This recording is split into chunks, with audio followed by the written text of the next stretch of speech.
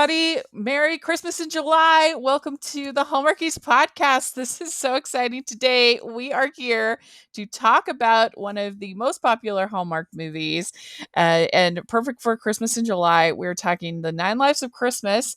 And we have Ryan and Kelly from the Rom-Com Gents podcast back. Thank you so much, gentlemen, for coming back on our podcast. Thank you. Yeah, we're so happy Yes. to be here. It's so cold now that it's my Christmas. Gosh, 116 degrees here in Portland. Oh boy! You know, we should have been doing this last week. It would have made me feel much colder. It would have been a lot helpful. Yeah, take off your Santa hat and get in the ocean. There. Yeah, so how have you all been? We haven't talked to you since last year, I think. Was it last year? I can't remember the last time we talked. Time compressed in the past year. Yeah, right. It's been a bit. But how have things been going? Did you have a good holidays in 2021? We're halfway through the year. Can you believe it? Yeah, we are exhausted. Me having my kid, Kelly about to have his kid in October, so he is in full nesting mode. Oh, yeah. We just moved into a new place. On top of that, I was gone for 6 weeks in Atlanta working on a project. And so, like, just getting back home and then moving and then like trying to like get the house arranged so that we can have a baby. It's been a lot. That is a lot. That's crazy. So how is that? Well, for people who missed our previous episode, why don't you introduce yourselves? Tell our audience about the podcast that you all do. So we're the Rom-Com Gents. We host things. We Gustav Holst a podcast called A Gentleman's Guide to Rom-Coms, where we exclusively talk about planets. Yes.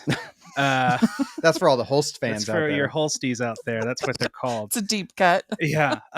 We every week on our podcast we take a look at one rom-com, and whether it's good or bad, we take a look and we discuss it and either critically praise it or bash it or get surprised by films that we thought would be bad that are good, or thought we would be good but are bad, and generally have a merry time talking about rom-coms together. Oh yeah. Mom and dad don't get mad at each other except every once in a while. Yeah. And it's important to us that, you know, as being the rom-com gents, we want to make the case that rom-coms should be for everyone, and especially guys should interact with rom-coms because A, romances, they're good, but B, there are some not literal lessons to learn, but sometimes they can be a good influence on your romantic life. And so we're always grateful for rom-coms being a part of our film diet. Yes, that's very well put. Yeah, what do your wives think of you guys doing these? They like us. Podcasts? Oh, well, yeah. Hopefully. What do they think of the podcast? What's funny is my wife usually watches the rom-coms that I have to screen for the podcast out of the corner of her eye, and she usually wants to watch like she's been hounding me. She's like, "Hey, the new episode of Bad Batch is up. Like, we need to watch the new Star Wars show." And it's like, okay, I'm right there with you. So she usually wants to watch action movies, but likes it when we like watch rom-coms together. But I found that I'm actually watching more rom-coms than she is these days. That's funny. And my wife actually listens to every episode. So she's always like, I think she's missed a couple, but she's way into it, and she always has her opinions on the things we say. They both wish that we actually like made a living off of this, but besides that, they love us doing it. Yeah, we should all listen so that we can all work to make a living off all this. Oh, I know. Please come over to the podcast. It's a fun time. It's a fun time. But they are very supportive. It is. And they love arguing with us about it too. Yeah. So it always creates a dialogue. What would you say is one of your favorite episodes that you've done this year? That you this really year. enjoyed? Yeah. I'm going to answer for you. For you, it's A Knight's Tale, because we did A Knight's Tale, and I think that's one of Kelly's most favorite movies of all time. It is. I do really like that episode. And I still kind of waver on whether I really want to call it a rom-com, but I'll be generous and say, sure, it's a rom-com. I really liked doing Some Like It Hot with You. That was really fun. And then probably Muriel's Wedding, just because neither of us had known anything about it before getting into it. We didn't realize it was like a hidden gem, and it really like Aussie. That was really beautiful. An Ausploitation film. It's not an Ausploitation. It's not an Ausploitation. I haven't seen that, so it's a great Tony Collette film. Yeah, early Tony Collette. Yeah. And if anybody's out there, what's the horse movie that's coming out? Dream Horse. So good. If anybody likes that, go back and watch this. This is her origin story. Very good. We'd like to take a second and thank our sponsor for this episode of the podcast. From the award-winning author of A Royal Christmas Wish comes a charming new romance in the Pine Hollow series where Happily Ever After begins with adopting an adorable rescue dog.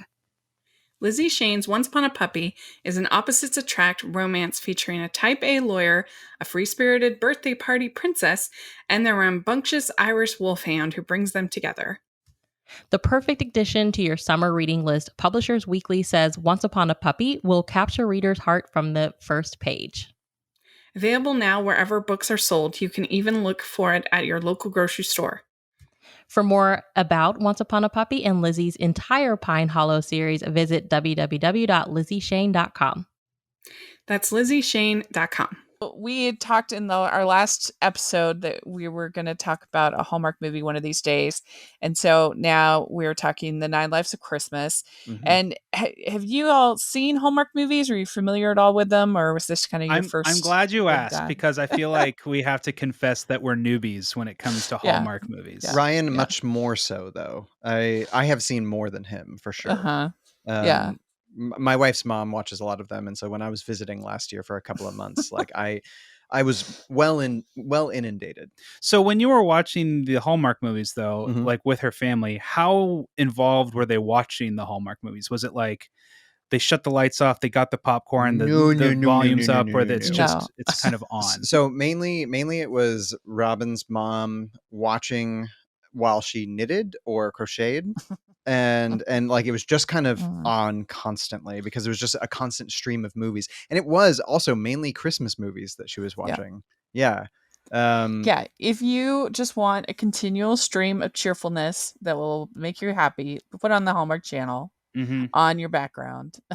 This is why some people get annoyed that Hallmark Channel plays sitcoms during the regular year. It breaks up the flow. I don't want that on my background. I want happiness and cheerfulness. So can you tell me, is it like, besides being background, do you ever turn down the lights and like light a few candles and then just like break out the popcorn? Oh, definitely. Okay. I definitely do. And I think many of our listeners do, but you do both. There's the new premiere that's like, oh, this is so exciting. The new Danica McKellar movie or the new like Shisha Bear movie. Way, yay! We're so excited. And so, yeah, I mean, during the Christmas season, there are usually 4 new releases every week. So oh my goodness. during Thanksgiving week, there is like 8, I think. Wow. In 1 week. Yeah. Every single day plus 2 on Saturday. So it becomes kind of just part of your sort of regular life. I mean, I guess it's similar in a soap opera in that sense, that you just kind of get used to it being just this incredible amount of content that you get.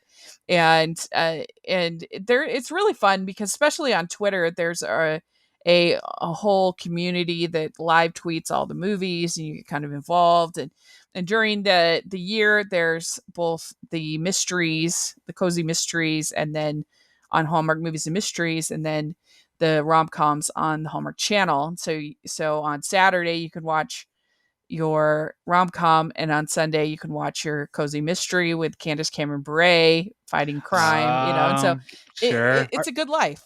Can I ask, just because I've never seen a Hallmark mystery? Yes. How dark are these mysteries? Like, is there ever any murder? I think there always at least murder a night almost light on. Every episode. Have you ever seen Murder, She Wrote? I have. Have you ever seen that? It's that template. That's the idea. Okay. Is you have somebody who's like not a detective. It's kind of you have a Lansbury type of, she's a writer, but she ends up solving crime. That's the idea. It's called a cozy mystery in the words of, that's what the novels are called. Yeah. In fiction, it's called a cozy mystery. And so you'll have like in the Candace Cameron Bure ones, you have a librarian solving crime. In Danica Keller is a matchmaker. Wait, a matchmaker solving crime? A matchmaker solving crime. Wait, what? So she's matching the suspect to the crime. There's a lot of murder in her life. Her father is was a cop, and so that's like how they kind of it's ridiculous, but it's fun. But it's basically like Emma from like Jane Austen being like, you know what, I'm also gonna be really Solve good some at. crime. Also people getting murdered. It's I'm like guessing Emma that and murder. She's probably a better detective than she is matchmaker. Right? I mean, that to be honest, yeah, you got to be yeah. a better Probably. detective. Yeah. So it's just a lot of fun. Is there any one where she like accidentally matches up the murderer with one of her friends or something like that? I'm trying to remember. There's only been 3 of that one, but I think would they've like that all one. been people that she had previously matched, and then they end up getting involved in some kind of murder. Wow, I do. Whoa. But yeah, She's it's she's good at intense. both of her jobs. Maybe she's creating her own job. She's like, I need Maybe. to solve a murder. I need to put these kind of people together in order to make that happen. There's also Murder She Baked, which is about a baker who solves crime. Okay, so hold on a me and my second. wife ran across Murder She Baked, and we're like, this Yeah. can't be a real thing. And we looked at it, and it's like, no, it is a real thing. Both novels and television. Now, So is this true of most Hallmark properties that they are adapted? Like, I don't know if you'd say most. There's a good hunk of them though that are based on novels, that are based on the one we're here to certainly talk about today is, right? Yes. Okay. Yeah. Yeah, and they're usually pretty loose in the adaptation. A lot of times the novels are spicier than the Hallmark version. But because of all the buyer baking, beware. they're they're adding all the spices. But yeah, so this movie, 9 Lives of Christmas, this came out in 2014. So this would have been just barely at the start of the countdown to Christmas, and like really when Hallmark was beginning to become what they are today as far as their Christmas offerings. I mean, I don't know exactly how many movies they had in 2014, but it would have been like 10 maybe. You know, under the that. McElroys actually do a huge bit on this where they go through every single year from 2010 onward and just sees how there's more and more and more every year. Because now you have 40 every year Christmas movies. Which is why all of them look like they're filmed in the spring and summer. Yeah. Let's see if I can see here on Hallmark Channel in 2014. Where is it? There we go. They had, should have had this written down. On Hallmark Channel, they had 1, 2, 3, 4, 5, 6, 7, 8, 9, 10, 11, 12, 13. So it was a little more than but they had 13 movies for Christmas. And this was one of them. And there's a couple things about it that you would never see now. Like, for instance, there's really no fake snow of any kind. And that you would never have that now. I mean, even this was on Lifetime, but they had a movie in Southern California in I can't think of the Solvang. Oh yeah, in Solvang, and they had snow. They had fake snow, and I was just like, why? You don't need it. Like, it's fine. Solvang's a little German town, right? Yeah, there's a little Dutch town, a little movie. Okay. And so they would never have that now. I mean, the only example I can think of is they had one called A Rose for Christmas a couple of years ago, which was about the Rose Parade. It was a New Year's movie. Yeah. And so they had no choice but to not have fake snow there. But other than that, it is, you always have snow in a Hallmark movie. They will never have like a tropical location ever. That will never happen. They should take that challenge. Make a really good looking Christmas movie set in the Bahamas. A Bahama Christmas. A Bahama for Christmas. You see it on on Netflix. They did one with the last year that was what was it called? Operation Christmas Drop, I think is what it was called. That sounds familiar. That was set on Wait, was that Rob Lowe? Was that the Rob Lowe? No, that was Christmas in like Africa or I was Christmas close. in the wild. Yeah. Robin and I were looking for extra Christmas movies, and we're like, "Oh, Rob Lowe. Yeah. Oh, it's just okay." I liked that one. They in the Christmas Drop one, they had a whole scene where you going into the dance, and they were sprinkling coconut for your snow going into the Christmas dance. And we're like, they couldn't help themselves. They Yeah. had to have one scene with fake snow. Yeah. But even on an island. Yeah. So that's different. Another thing, and this was just my one nitpick for this movie, because otherwise I really enjoy it. But back in 2014, Hallmark movies had the most annoying background music that could ever exist. And that is true in this movie. That perpetually quirky, too loud background music Sure. is there, and it is annoying, and I don't like it. See, But the problem is we don't have a frame of reference, so I'm just like, I guess this is what Hallmark movies sound like. I'm not sure. Right. And they've gotten better about that. But other than that, I really think this is a cute movie. I really like the leads. I think they are really fun, and it's kind of refreshing to have a cat movie, because usually dogs are the leads in most movies. So I kind of like that. And Cat's harder to train. Yeah. Right. So I don't know. What did you think of it? What did you think being your first Hallmark movie? Right, Ryan, why don't you go first, since you're it's more virgin snow for you. I liked it. I had a good time, because I kind of knew going in, I'm like, okay, it's a TV movie. It's not going to try and be a Sandra Bullock movie. It's going to be, and especially it's going to be, TVG kind of territory. So I think I knew what I was in for, and it pretty much kind of hit the expectation. And I just think Ambrose is an adorable cat, and very much I so, like yes. the cat. You're Team Ambrose, not Team Yeah. Queenie. Oh, No, me too, no. actually. You're Yeah. Queenie? No.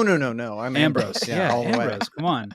Poor Queenie. I don't like the name Queenie. I think that's where she's very fluffy. Ambrose has so much personality. Very fluffy. Yeah. Yeah. I thought Brandon Routh was really charming. It's funny. I've never seen him as Superman or in the CW shows. I've only seen him on Scott Pilgrim. And Oh, yeah, totally. Okay. So I think he is a good rom-com lead. I like Kimberly Sustad too. She's fun. So it was nice. I can see, I can dig the appeal. I get it. Yeah. I totally get it.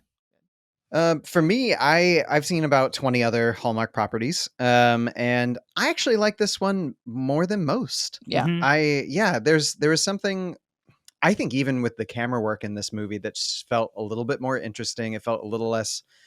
I know that a lot of what people love about Hallmark is its consistency, like the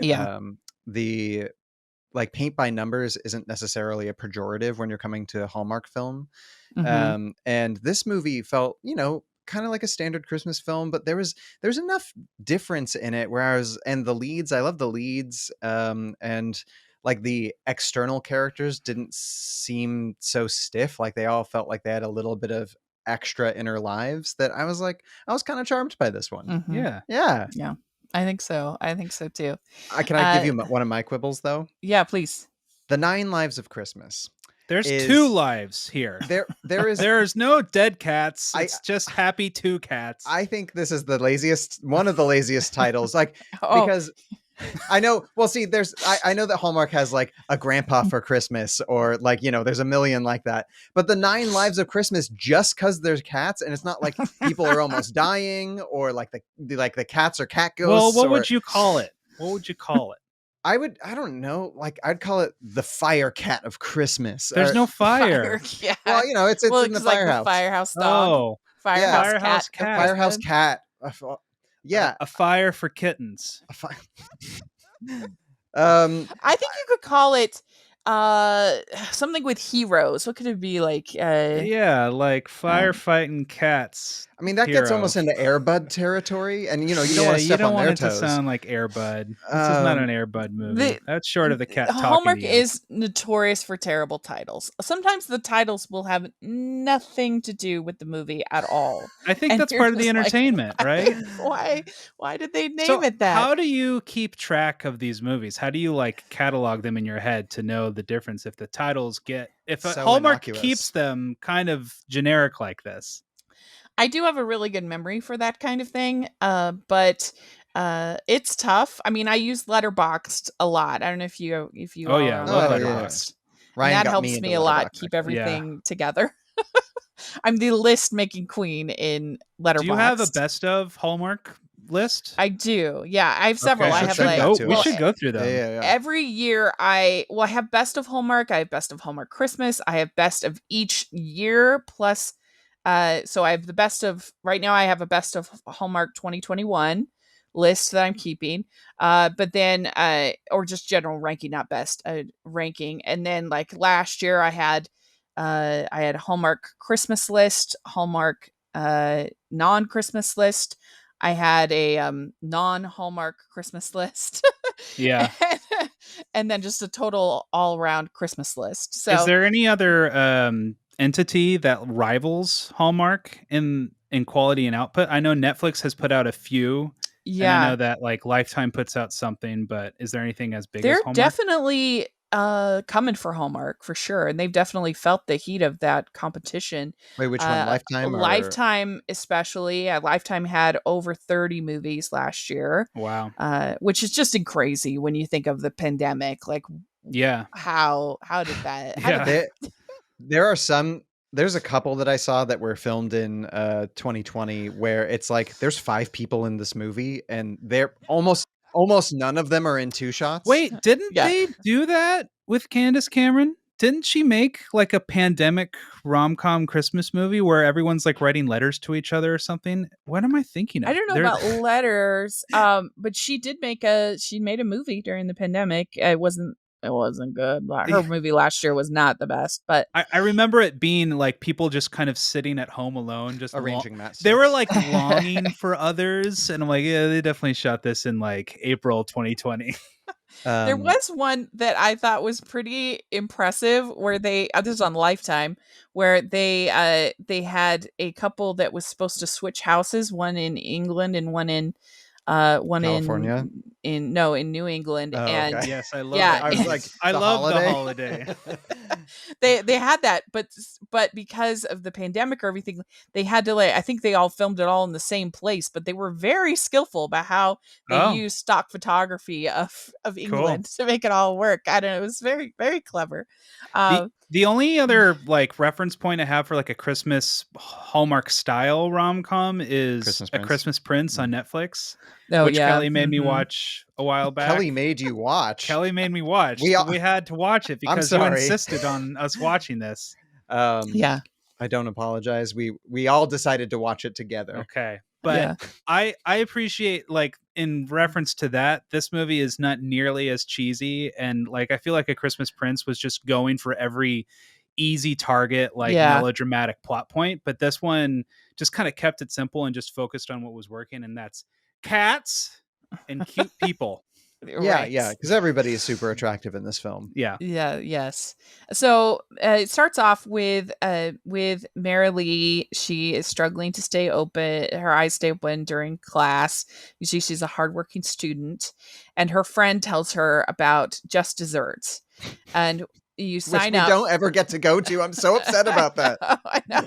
So you sign up, and then they have like dessert parties where you get to meet other singles, and I think this is a great idea. Why Why doesn't doesn't exist this in real life? exist? Mhm. Yeah, No, I would totally go. Are you kidding me? I would go just for the desserts. Mhm. Yeah. Just It would be desserts, great. please. Mhm. Yeah. It would be great. I think it's a great idea. Um, and so she reluctantly says, "Okay, you can sign me up," but she doesn't want anything to interfere with her studies. And I think already you get an idea of like she is a sweet, likable character from the very Mhm. beginning. Yeah, but definitely, like, I wouldn't call her like super socially fluid and Yeah. like adaptable, because we get later on when she finally does meet Brandon Routh, it's just like she's kind of an awkward individual. Yeah.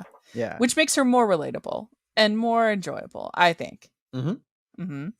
And so then you meet Brandon Routh, and I like the way that all the other firemen at the house kind of teasing him about being in the calendar and Poster everything. boy. And yeah, the poster boy. I mean, one of them is like their hero because he has all the women and everything, and then the Mhm. other is a you gotta settle down eventually. And Mhm. of course you have Gregory Harrison as like the head of the fire crew, and he's great, I think. Yeah, I actually really liked him And we get almost immediately that Brandon Routh is like, that's right, I don't commit, because he he talks about how they're like, I couldn't quite discern whether he was actually dating this model still, or whether like they had broken up right at the I beginning. don't think he knew what the difference was. I don't think he could remember where he was in this In this wild relationship. world Yeah. of. But Well- he says the reason why they broke up is because neither of them want to get married, or the reason why they're like not serious is because neither of them want to get married. Is that it? Sure. Yeah, I think the reason why they're not serious is because, I mean, according to Blair, she wants to be able to jet off to to climb the Tetons, Mount Teton, whatever, at any last moment, so she's for that jet setting lifestyle. Oh, that's and, his supermodel girlfriend. Yeah, his Yes. supermodel girlfriend. / inheritor of the pet store. Yeah. So if that universe. doesn't work Dynasty. out, you know, Yeah. she'll. Yeah, that is something that you don't see very much either on Hallmark anymore, is the shrew ex-girlfriend kind of thing. Like, usually they've kind evil. of stopped. They kind of stopped with that. Yeah, that's kind my of only quibble is character. like, of all the characters in this movie, she's just, why would he ever want to spend 10 Any time seconds with with her? Right. But I think there's a middle ground to be had here, because there's her, and then in most Hallmark films that I watch these days, there's not really a villain of any kind or like an antagonist. It's just like, well, there's like a love triangle. Both are good, but one of them is better. Yeah. One is gooder. One is gooder. One is nicer. Yeah, you can never have anybody too bad in a Hallmark movie. Like, you want to feel good in a Hallmark movie. And you know, he starts out, he says, I believe in happy right now, ever after doesn't work. And so Because you could. I've seen too many people burned in a fire. Yeah, Hey, I've seen Ever After. I like Ever After. I like sir. Ever After too. I'm Come on now. a big fan. And but Brandon Routh, he is so charming. He's great in this. He should do more rom-coms. He really should. And I love him and Ambrose. They just have such, I mean, if you can have chemistry with a cat, that it's real. He does. And Ambrose is like, every single time anybody looks at him sideways, he rolls over and does the thing where he's like, I'm a cat. Yeah. Who's gonna hate me? Yeah. I wrote very endearing. His relationship with the cat is just very, very endearing. I mean, to be completely honest, I thought the relationship development between Brandon Routh and Ambrose was a little bit more interesting than between I him. completely agree. Yeah. Like, well, let's go through the story more, and then we'll talk about their relationship. Okay. In a bit. So yeah, we find out that she has Queenie, and that she is not allowed to have Queenie in the apartment. And then we get their meet cute in the grocery store. Where she says, you're a double hero. And I like when he's like, you having a party? And she's got that giant ice cream. And I also like that she starts out with like the little tub, and then the bigger tub. And then, like huge. That's a lot of like what it's like the type of ice cream. It's like vanilla peppermint or something. Yeah, it's like that. some kind of Mrs. Claus yeah, ice cream, and she's that is going to last me a really long time. Yeah, all week. So it felt like Chekhov's ice cream though, because like where did that ice cream come back? We didn't see that ice cream get eaten. I wanted her and Brandon Routh not to like to miss each other for a while, and then we just slowly over the course of the movie see it disappear. Like she brings it out. And that would and show less. the passage of time. It's like, well, how much ice cream is gone? Well, we're nearly out. It's like, well, the movie's almost done then. Yeah. Well, especially it would have been funny if when she thinks he's with the mayor's wife, if you just see her eating the giant tub of ice cream and just see her plow through it. Yeah, that would be hilarious. Like, he just I brings love it out the at the scene. party, like out of a big ice chest. This is my boyfriend. His name is Ice Cream. I love the scene in Never Been Kissed when she's eating the pie. She's like, I just ate a whole pie. Have you guys ever done that where you started eating a pie and then by the end of the day the pie's gone? Because I've definitely done that. I've stopped myself. It's like, put it back now. Yeah. I never in one session like in that, but Yeah, sometimes I have to take a nap. Oh, no, And then no. I get back to it. I didn't say it like in an over hour. the course of the day I could The see. Yeah. day. And it was a peach pie. So can you blame me? Worked for the Yeah. kid and Stand By Me. That's true. It's like the old joke where they Gross. start off the diet and they're eating like a piece of grilled chicken and, you know, like one half an Oreo. And by the end of the thing, she's eating the cheesecake directly from the fridge. Oh, yeah. Oh, yeah. That's Oh, how yeah. they do it. Yeah. And so that's a really cute meet cute. I think they nailed it. I mean, Mhm. whenever, especially because she's just like, why am I talking about cat diarrhea to Right. this, Right. this guy? And she's super smitten, and Yeah. he seems to like her at first, but you know she's Uh-huh. definitely more on board the Routh train than he is. But I find girls like her being awkward and cute being really endearing. Yeah, me too, Right. for sure. Oh yeah. And me too. I think he's just kind of like, you're weird, but I do like you. Yeah, you're weird, but you know that's Yeah. not a bad thing. Yeah. And then we get Blair coming over to his house, and she's like, it's like having a kid, but worse because it never grows up or moves away. Yeah. I mean, it's cruel, but it's kind of true. That was hilarious. She basically walks in and says, "If you didn't know, I'm going to be the antagonist." Yeah. Oh yeah. She's a great evil ex-girlfriend or girlfriend in this case. That in this needs case, to be an ex-girlfriend, yeah. right? And then, I mean, what basically happens in the middle of this movie? They kind of slowly start seeing each other. Her sister. She has a sister. Yeah. Mm-hmm. Yeah. So so it's her birthday. Her sister takes her out for her birthday, and she's feeling awkward. Her sister is the most peppy person in the entire world. Mm-hmm. Never not smiling. So she tells a fib and says that she's dating this firefighter. Brown Eyes. She calls him Brown Eyes. And then they happen to be at that same restaurant, and so they talk. And he says, "I wouldn't trust a woman who doesn't like cats." Mm-hmm. And then it just becomes kind of one thing after another that they end up meeting, and then Blair gets her fired at the pet store. Yeah, because basically she just is nice to a cat. Like she gets her fired because she thinks she's rude, I guess. Yeah. Total evil ex thing to do. Yeah. And I like the girl at the pet shop. She's like really pretty, but doesn't know it's Sweet Heart of Gold, loves cats. And is a huge fan of Christmas because when we see her apartment, it's like really decked out. Oh yeah, for sure. But she loses her job and then she loses her apartment because her landlady breaks the law and goes into her apartment unasked for. And I like how Brandon Routh like walks in to save the day right there, and he flashes his fireman badge, and he's like, "I will shut this apartment down." And it's like, well, I mean, that's a good threat. I like your threat, but also I was thinking, there's a lot of other people who live at this apartment complex. That would not be good for them. Yeah, just get rid of evil. There's two villains. There's evil landlady who doesn't like who's cats. Also just pure evil. Anyone in this movie who doesn't like cats is signposted as the villain. Right. I think whoever it was Sheila Roberts and Nancy Silvers who wrote this movie, and I think they were so tired of seeing dog movies, and they're like, there are people who hate cats, and we think they're evil. There's not enough like press about these evil cat haters. but I love when he dumps Claire, and she's like, "I'm a professional model, and you're breaking up with me." Oh yes. Yeah.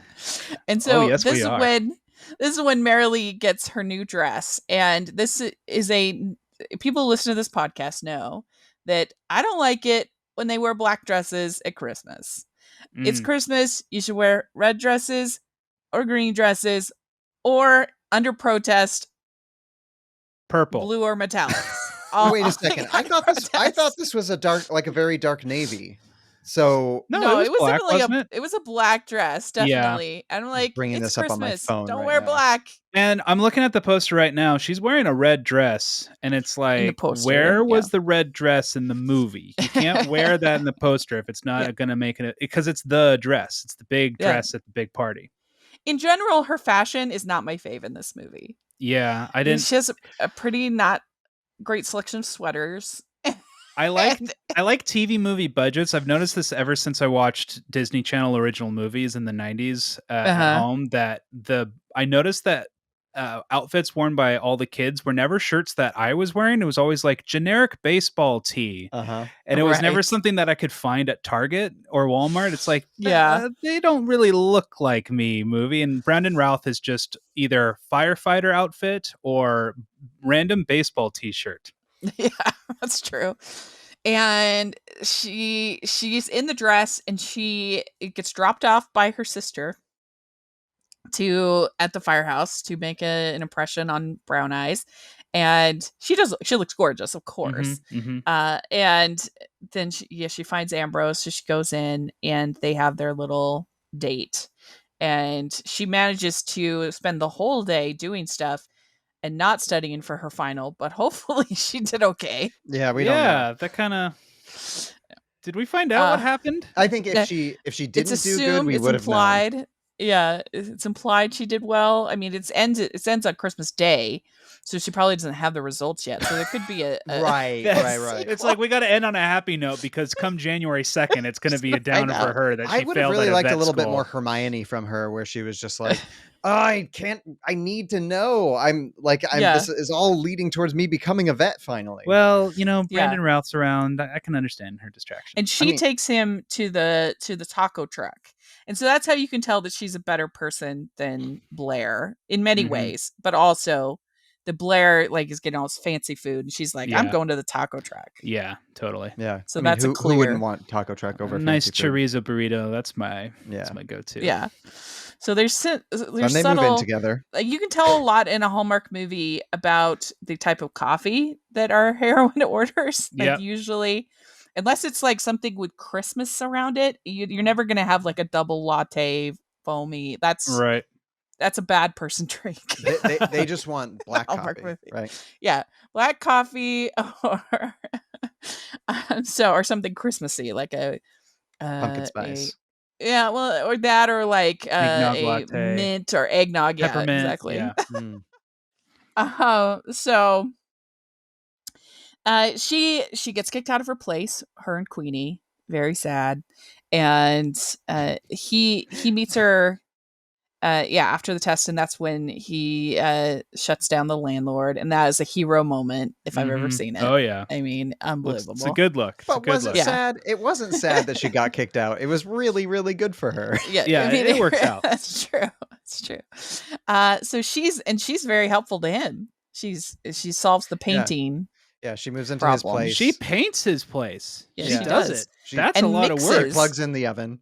It mixes in the white colors to get the she right. gets it just right. And Sarah, my wife, felt attacked by this movie. She's like, this movie is gunning for exactly who I am, because like it's appealing to the interior design people who are like really nerdy about that stuff. Yeah. And she's like, yeah, I do care about these things.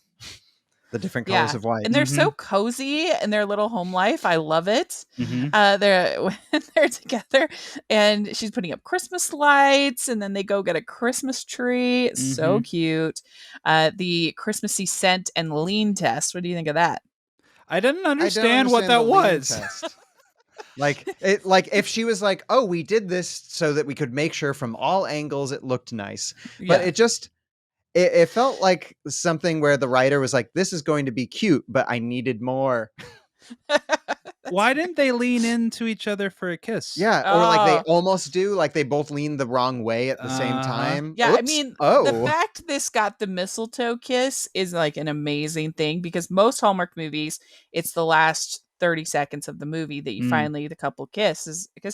And our friends that at one of our friends' podcasts, their podcast is called One Kiss Means Forever, because that's the case in Hallmark movies. This feels like the rule set in Hallmark movies is like the Bollywood rule, where it's like there's no physical contact allowed, and there's a lot of like literal dancing around to be like, well, Mhm. you can assume that there's a kiss when we shake our hands in this really weird way.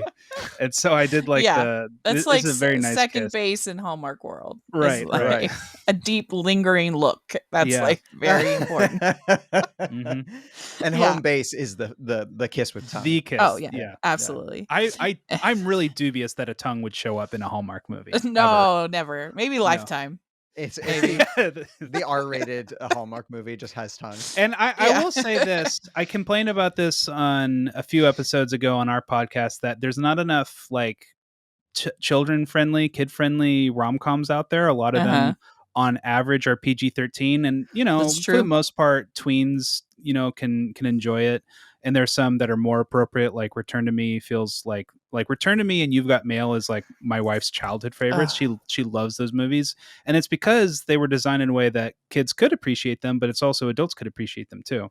So I do like this, that I'm thinking like, I don't know if my son will want to be watching rom-coms with me, but like it'd be nice to have some rom-coms on in front of like an 8-year-old when they're really paying attention to what's on screen. I can't turn on The Best Man's Holiday. I can't just have that on, but these movies I can have on. So I do appreciate that. Yeah, it's really nice. I mean, they're all G-rated, so it doesn't get any more squeaky clean than that. Yeah. And it is nice. And I sometimes the near kisses make me crazy because they can just be illogical. Like, there's no way I'm not going to be kissing Brandon Routh, like, or Yeah, dude, or have you Brian seen his Pavey, jawline? Come on. like I mean, just because a cell phone rings, I'm not gonna stop. Like, what's wrong?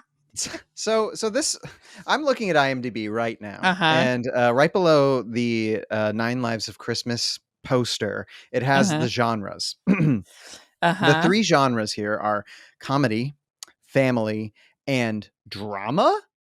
Yeah, there's some drama There's in some there. drama when she's at that party, which we're going to talk about in a few seconds. It's pretty. I mean, wait, what? Well, we're going to we'll get there. We'll get there. So, okay, so they get their tree. Passes the lean test. Yeah, passes the lean test. Whatever that is. And we do get the classic Hallmark Folgers glamour shot. Did you notice that? What was that? Does Folgers own Hallmark? For a long we get one with this is very like 2014 to 2016. You would have these. I mean, they still do have pretty gratuitous product placement, but not as bad as it used to be. But you'll definitely have like the gratuitous Balsam Hill tree company. You'll have a gratuitous shot of their putting together the tree, and you get the Balsam Hill. Or but Folgers was a big one for a long time, and so you'd have this shot where it was just like Folgers. Yeah. So you guys know that jingle for K Jewelers where it's like every kiss begins with K. That's right. Yeah. Every single time I hear product or I see product placement in a Hallmark movie, I'm like, every kiss begins with Folgers. Yeah, or Folgers. Walmart. So did you figure out what town this movie is set in? Because they were looking at a paper that was the Portland Times. Yeah, it was at Portland, Maine. Portland, Maine. No, I think it's Oregon. No. Just being from Portland, there's nothing that looks like this place ever. I think it's shot in Vancouver, but I don't think it's supposed to be in Vancouver. Yeah. No one in Portland owns Folgers. The grocery stores don't own Folgers. You have to special order Folgers. Yeah. I don't think know where it's literally... supposed to be. I can't remember. I read the book years ago, but I'd have to. No, she has a line where she says, "Yeah, I'm going to go up to 23rd and do this thing." And 23rd is literally the street that Kelly and I lived on for several years when we were roommates, and that was the cool street to do stuff like go to restaurants. Yeah, in name it feels like Portland, but nothing about this movie was. That's more fun that they got it so wrong. Yeah, no, I completely agree. It's more entertaining to me as such. But it was shot in Fort Langley, British Columbia. Okay. So. Yep. BC. Okay. Let's talk about the party because there's something I really want to fix about this movie, but I need to know your guys' drama opinions. Well, first we have to talk about the mistletoe kiss, just briefly. So a little bit, but it's so good. Yeah. It's so good. So she wants to test his affection. Because her friend Because her told friend tells her. Yeah. She says, your friend says during their cup of Folgers. Yeah, may we they're add. Folgers. Yeah. Says you can't decide not to fall in love with Like I someone. said, every it just kiss happens. begins with Folgers. Every kiss begins with Folgers. Yes. And then the tells about the mistletoe kiss and says that it's a guaranteed way to know. I And really so should have tried this with Sarah. She's Yeah. hanging up the mistletoe, and at first she thinks like, oh, he's not that into it. He's not going to fail the test. But then he Then sees it and like he a goes cat for catnip. it. Bam! He's like, "Mwah, mwah, mwah, mwah, mwah, mwah." Big old kiss. Great kiss. It's good. It's so good. And he says, I had no choice. It was the mistletoe. Mm-hmm. Yeah. Right. Sure, Brandon. You didn't want to get your lips on those lips for any other reason. Well, okay. Yeah. So then Brandon gets to the point of like, real what's feelings. going I don't on commit Yeah. with though. girl? And he tells the guys at the firehouse, says, no, I didn't kiss. Oh, I did kiss her. Can I speak to all guys everywhere right now? If you have a friend who is like finally in a place that he's like kind of like somebody but seems skittish about it, Don't force Uh-huh. it. the Don't last force thing it. you can do is make fun of him for it, because that'll push him away from where you Yeah. want him to go. As soon as they're like, oh, you really want to Yeah. commit, but you just don't want to. Kind of like with a cat. You don't force the cat into Exactly. a situation. You kind of say, come here, I got some more Yeah. catnip for you. Yeah, So yeah, busting because his chops does not work in the world of dudes, No. is what you're saying. well, it just doesn't in a movie. Anyway. So Brandon Routh's like character arc thing is that he's terrified of commitment, which is Right. very 1997 of him. Sure. Because his parents were divorced and he doesn't want to have the same problems. Right. Yeah. And he can't save people from fires if he's in a relationship. He's devoted to fires right now. Right. Mhm. Right. My wife predicted that there was going to be a dead fiance or dead wife, which I think would have been too dark for Yeah, Hallmark. that is a trope of Hallmark movies. You have the hot Oh, okay. widower, as we like to say. okay. Hot It's safe widower. for Disney movies, so I guess it'd be Yeah. safe for Yeah. I mean, I feel like that would have added to this a little bit. yeah. We'd like to take a second from this episode of the podcast to celebrate our sponsor of this episode, and that is the Hallmarkies Patreon. Do you love Hallmarkies podcast? Do you want an inside scoop into what happens on the podcast? Do you want early access to episodes and loads of cool perks? Now is the time to become a patron of Hallmarkies podcast. By becoming a patron, you get to access our patron Facebook group. You can request episodes or even be a guest on the podcast. And most importantly, any patron can join our monthly movie watch-alongs with stars like Paul Campbell, Natalie Hall, and more. It's as low as $2 a month to join in and become a special part of the Hallmarkies family. Please consider, and we will love you forever. Go to patreon.com/Hallmarkies. That's patreon.com/Hallmarkies. Yeah. What was her thing again? Her parents are dead, so yeah. Yeah. So she's just so busy. She wants to wait. She doesn't have time for love. That's going to happen after she graduates. yeah, from because she vet school. spent her time raising her sister. her sister nonstop in this movie is like, our parents would love this. Our parents would be so proud. You look just like mom. And so it's like the movie is telling us like she is trying to fulfill what her parents were on Earth to do, which is love and, be in love forever, right? Yeah. The ever after love. So they're like cooking food, and then she invites him to the party that her sister is having, Right. and he Is gets like, super "No." awkward. He's like, "No, I've got something to do tonight." Which why I don't know why he wouldn't just say, "I'm also going to a party tonight." Right. I don't know. Nevertheless. I don't get why he's awkward about it, because it's literally he is going to And- work. I thought he was and- lying. This movie and wanted me he- to think he was. He leaves without even like they're cooking this meal, and then he's just like, I gotta "No, I go." guess I'm not going to have dinner." Or something. Yeah, it definitely they you have to kind of jump where they tell you to jump, as in all rom-coms, but It's like a level of Um, Mario. You have to keep going forward. Keep at some jumping. point. Keep jumping. right, yeah. And she goes to the party looking beautiful, and she sees him there at the party with a beautiful blonde woman, and evidently she doesn't know who the mayor's wife is because Well, because it's Portland and it's a really big city, of course.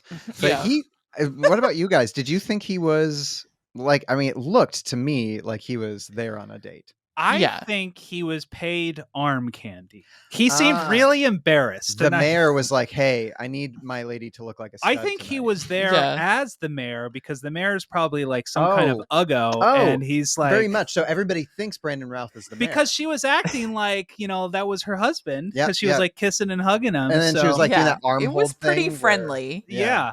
I think mean, there's maybe a subplot there. she was inspired by the calendar, which I wish we got that calendar. I would Well, buy I that saw calendar. the calendar. Oh my gosh, I want that calendar. I'm looking so at the bad. poster right now, and it's like, why aren't you in your like skivvies, like your, you know, have the hose around your arms? Wait, and I want like him holding the axe over his shoulder, and then the cat to be like on the axe handle, just being like, "What's just up?" Like, Yeah, have you ever seen the 12 Men of Christmas?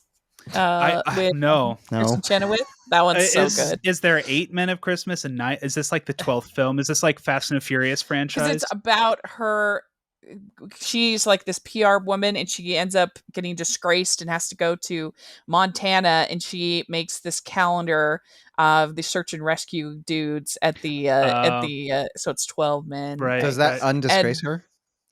Yeah, it undisgraces her. It invalidates her undisgrace, yes. It's a very fun movie. You get lots of dishy men. It's Kristen Chenoweth? Kristen Chenoweth, Lifetime. Okay. I'm always down for some Chenoweth. I like her. It's a good one. Anyway, and so she leaves devastated. I mean, she does a good job in that scene, I think. Kimberly. It's very confusing. Really? Yeah. She just sees something and she has a gut reaction that confirms what her worst fears, and she doesn't take a second to like ask a few questions, and she just responds and leaves. Right. And then what was your quibble at the house or at the party? Well, it wasn't at the party. It was about the drama in this movie.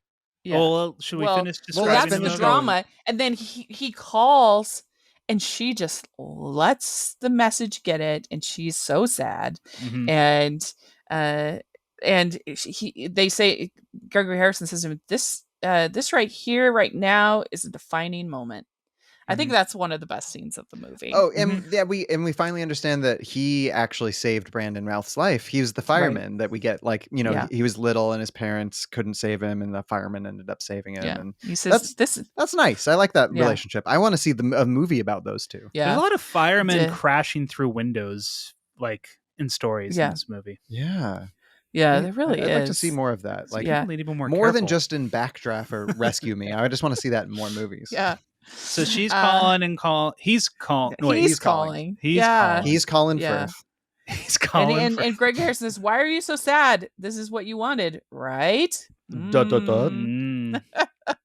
And Ambrose is looking at him like, "Where is Marilee?" Yeah. And where's my friend Queenie? Yeah. We didn't get baby kittens. I was sure there was going to be baby kittens. Like Go All Lady and the Tramp on the end of it. Yeah. Well, that's how you would do the second movie. The 10 Lives of Christmas. By the end of he goes from like, I'm not interested. Maybe I should call her. Oh, okay, I'm going to call her, leave message. He's feeling really sad. And then to the point where he's looking at the cat and he says, if I knew where she was, I would go get her. And that's when good old Ambrose thumbs around in the newspaper to find the article about the pet rescue on Christmas Day, which I think is a very risky day to have your pet rescue, but nevertheless. And what I like is Ambrose, I don't know how conscious he is of what's sorry, what was that? The cognition going on. Sure, right. Yeah. But anthropomorphic. Any cat sees other animals on a newspaper, they will claw at it. So this totally makes sense. Sure, totally. And I remember her describing this event and was like, oh, okay, Christmas Day. So that's that will clearly be the climax of this movie because it is a Christmas film. File that away. Yeah, exactly. And she also had been watching the Mountain Lion nature documentary thing earlier. Right. Yeah. And there's this whole story, right, where a mountain lion will get in the way of another mountain lion, then climb to a mountain, profess his love, and then if the other one comes up there, then they're meant to be for life. Yes, I don't know how true that is. I didn't fact check that. I didn't either. I would totally accept it. So he brings the fire engine to the rescue event, and he climbs up high and says, "This is the peak. This is as high as I can climb." And they have their great final kiss, and they love each other, and it's all happiness. And then it cuts it's to great. credits like It's a this. TV movie. I know this movie like cuts to credits It's with no fanfare. economical. It's like, Yeah. by the way, some other music Yeah. right now, The end. and it's other music, I guess. Well, We watched a I movie. imagine, like, I don't have cable anymore, but I imagine the cable way of doing it is like as soon as the credits roll, it's already starting the next one. It like does that little Right. picture or in like picture yeah, thing. It's the like, commercial. come on, we got to get the happens. next one Yeah. going. It is a Mhm. marathon today. It's true. That's the whole like TBS model. Yeah. So Okay, what's your quibble, Kelly? Okay, so on our podcast, if you, dear listener, if you ever make it over, we often have a segment where if there's something about the movie that we wanted to just tweak a little bit, we say how would we rewrite the movie.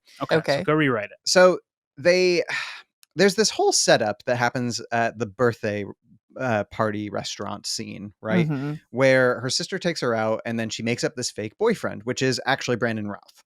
Right. Yeah. And she says, like, we've been dating, and they're all at the same restaurant. And there is no scene in this whole movie except kind of when she drops her off in the dress later, where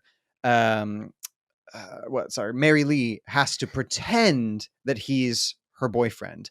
They Right. live together, and they spend so The much time sister should have together. come over one time and Yeah, been that like, would've been "Oh, funny. She you're should the have come over. boyfriend." She should have come over 12 times. The conflict of this movie, the drama of this movie, should have been that the whole film, or at least the last 3/4 of the film, is she's pretending that he's her boyfriend to her sister, And he has no idea. He has no idea. And what she's trying to do is make it so that, like, she actually does want to date him, and she's trying to start dating him before this lie becomes like exposed. And then unfortunately it does get exposed before the end. But they are in love with each other. Well, anyway, you so- know, that is the plot kind of Just Go With It, of Adam Sandler and Jennifer Aniston's thing. Yeah, Kind oof. of. Um, So I've seen that movie. What else? Oh, this came out Yeah, before I mean, that, but I mean, my biggest tweak, like I said, would have been the music. I thought I don't like that background music. I would have toned it way so yours down. is more technical. Mhm. Yeah, but I don't know. As far as the script, I mean, I guess maybe it might have been fun if she had a chance where she had to pretend to be. They had to pretend to be boyfriend girlfriend. I live for that trope. I love it. Mhm. But also it would have been fun for Just Desserts to have gotten to have gone to that party. Yeah, if there was but- anybody else competing for her affection, because there was no conflict. Right. There was no so I can see that. But other than that, I think it's very enjoyable for what I Sure. always try when I'm looking, I say, what is this movie trying to be? Mhm. And I think Yeah. for the most part, it succeeds in being what's trying to be within the 9-act structure that you have for a TV movie. For The 9 lives act structure. Yeah. Well, all those commercial breaks, I'm glad these commercial breaks are still here. It's giving me that pace. It's giving me that rhythm. Can I say I was so upset that we weren't watching this with commercial breaks, so we couldn't go check on our cookies that we were baking. Get some, you know what I get mean? something to drink, get a soda hot or something. cocoa. Yeah, some Your hot cocoa, cocoa. some eggnog. I was really missing this. Like, I'm glad we're doing this in July. I'm glad this is happening. But now I just want it to be Christmas after watching this movie. Yeah. Well, I asked on Twitter what people thought, and of course I got a million results. So Oh, let's you're very read some of popular. them real quick. Yes. So Julie Sherman Wolf, who is one of the queens of Hallmark writers, Mhm. she's phenomenal. She says, my number one all-time favorite that I didn't write. Oh, Nice. Yes, Nice. yes. I mean, that's high praise. Yeah. Yes. We were she's just great. talking about how writers can be jealous of other writers Yeah. or praise them, and that's a little bit of both. I like it. Yes. So Miss Joy to the World says, this is the first Hallmark film I've seen, and the reason why I got hooked with Hallmark Channel.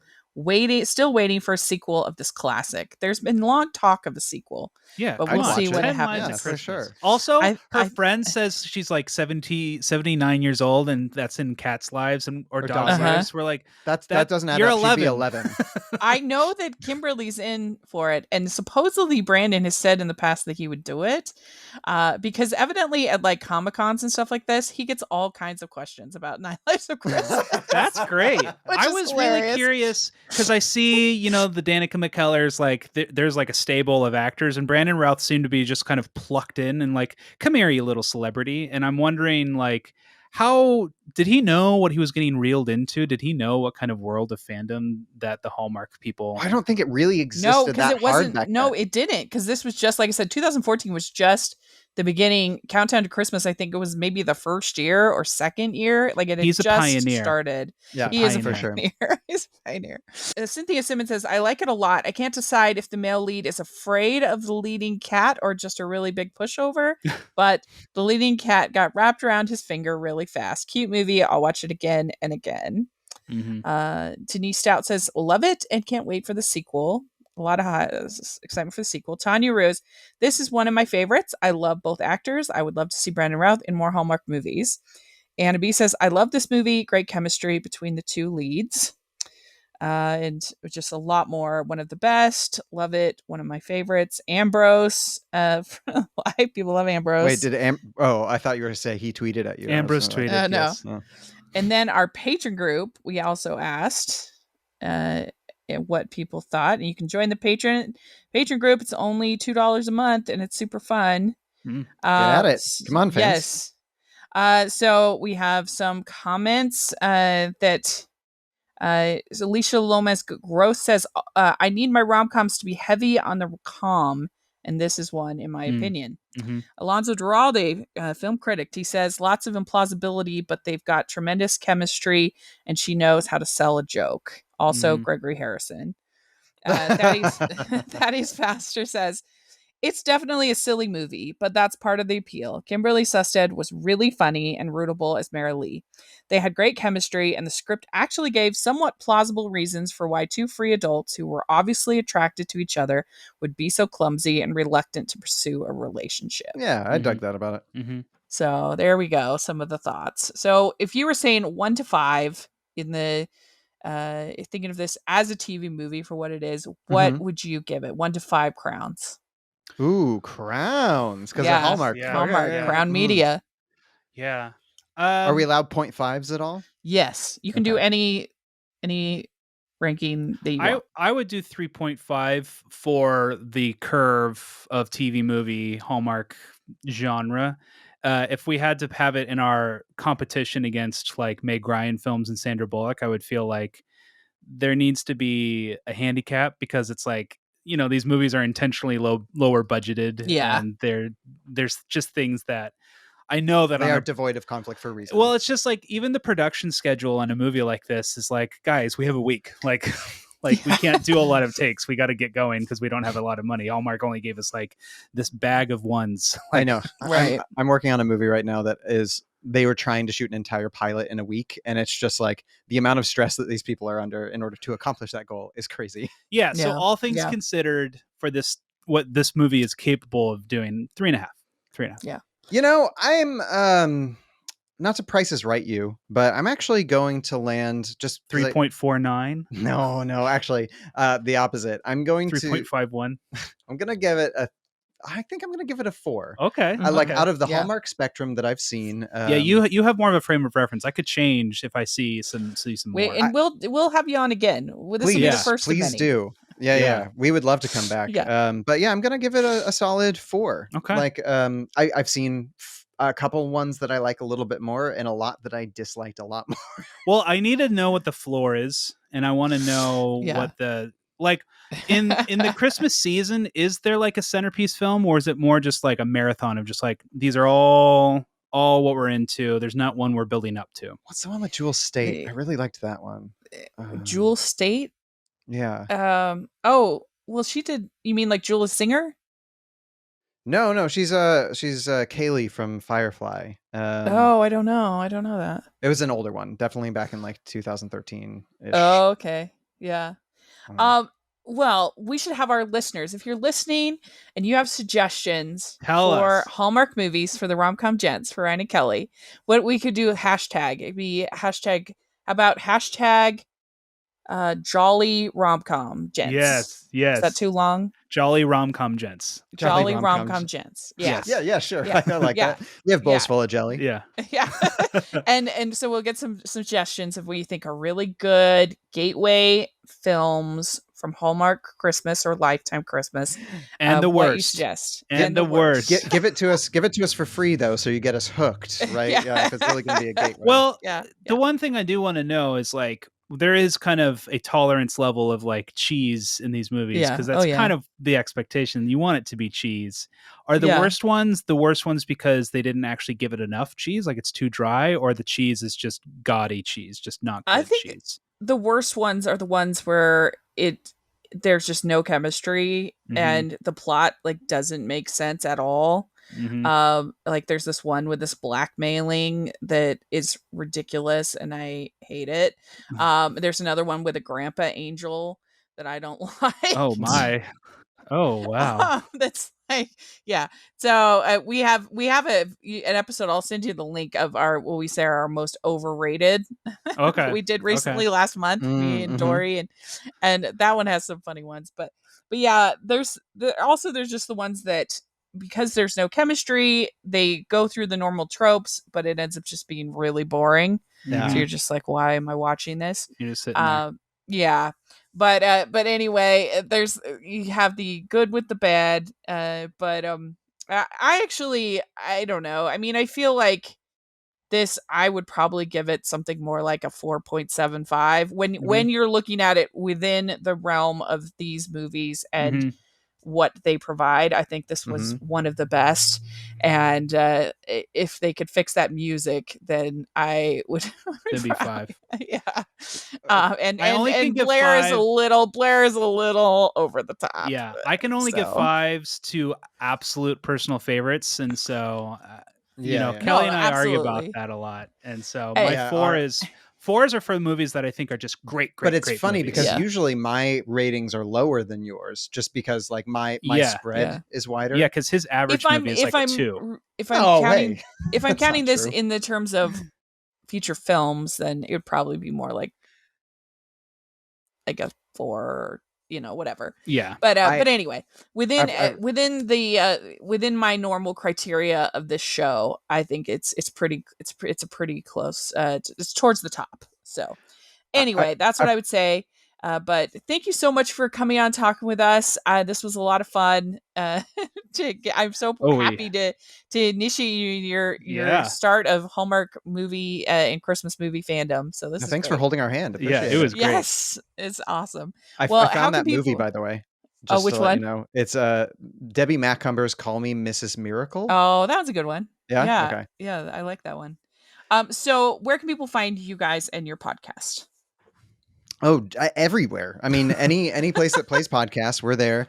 You can find us on Facebook and Instagram at Rom-Com Gents. You can email us if you have any suggestions. Yeah, email us the suggestions. Yeah, that's romcomgents@gmail.com. We also have a Patreon, which is just patreon.com/romcomgents. We're all over the place. Just Rom-Com Gents. You'll find us. Yeah. 3 words. Rom-Com Gents. And actually, right after this, we're going to record our bonus episode for Patreon. We're going to talk about In the Heights, which we saw last week. Yeah. So good. I loved it. All right, very good. Well, you can find me at Rachel's Reviews, all of our social media, iTunes, YouTube, and on Rotten Tomatoes. Check that out. And also make sure you're following the podcast at Hallmarkies Pod and Hallmarkies Podcast, all of our social media. If you're listening on iTunes, please leave all of our podcasts a rating and review. We really appreciate that. And if you are listening on YouTube, please give this video a thumbs up and subscribe to our channel.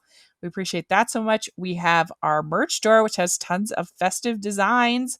And we even have a 10 Lives of Christmas designed shirt. So check that 10 out. 10 Lives of Christmas? 10 Lives of Christmas. We're trying to get that sequel. Yes. It has Queenie and Ambrose on the shirt. It's classic. Release the Ambrose cut. Yeah, please. The more people we can get, the more people we can get to wear these shirts, please. Yes.